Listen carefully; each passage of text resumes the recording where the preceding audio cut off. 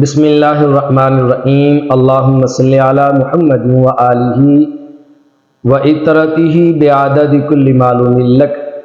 ہماری آج کی گفتگو حضرت امام مہدی علیہ السلام کے ظہور کے بارے میں ہے۔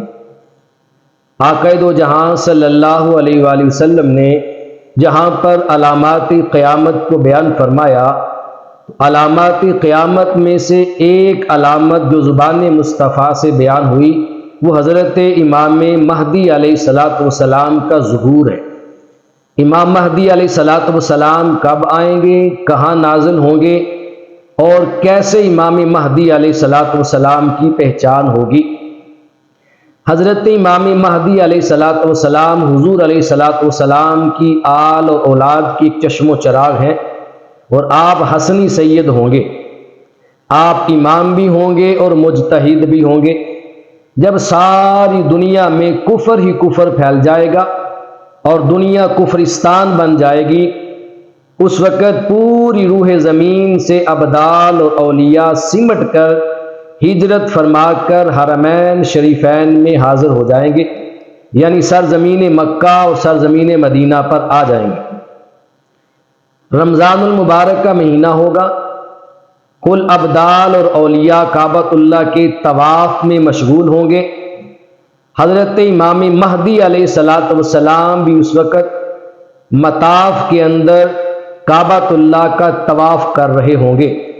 اولیاء اللہ اور ابدال حضرت امام مہدی علیہ السلام کو دوران طواف کعبۃ اللہ کے مطاف میں پہچان لیں گے۔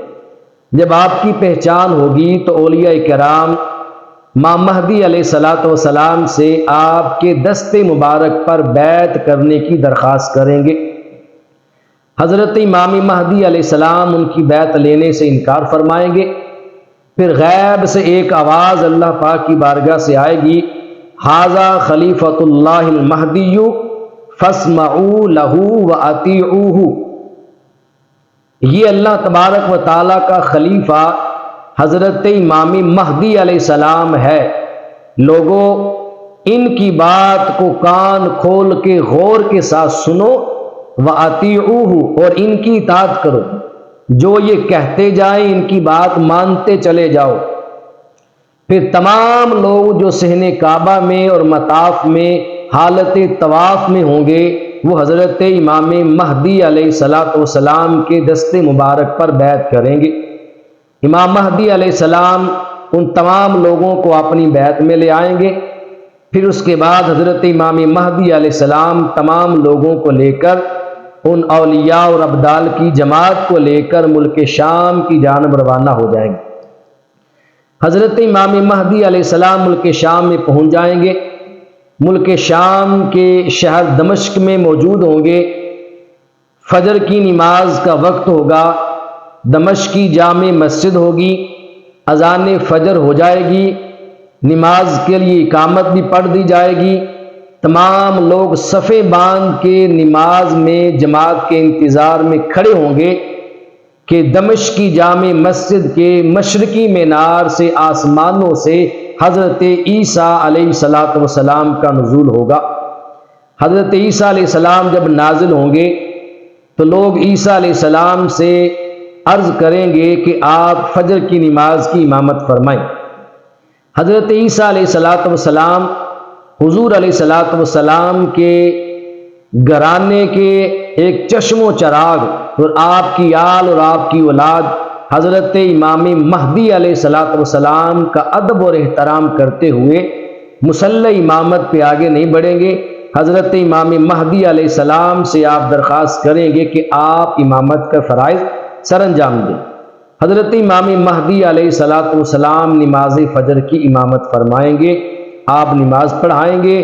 اس کے بعد پھر حضرت عیسیٰ علیہ السلام دجال کو سرزمین شام پر اس کی پیٹھ میں نیزہ مار کے دجال کو واصل جہنم فرمائیں گے۔